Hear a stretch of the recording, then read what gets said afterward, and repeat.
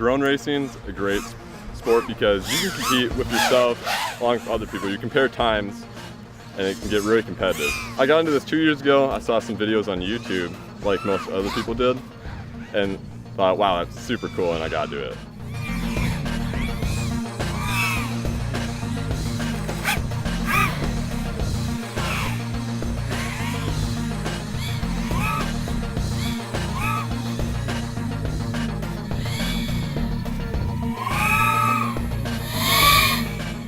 It can be expensive, especially if you're crashing a lot, but if you're buying the cheaper parts, flying relatively safe, I would say it would cost you maybe $1,000 to get into it, but that's a very conservative number. Okay, where are you in that scale?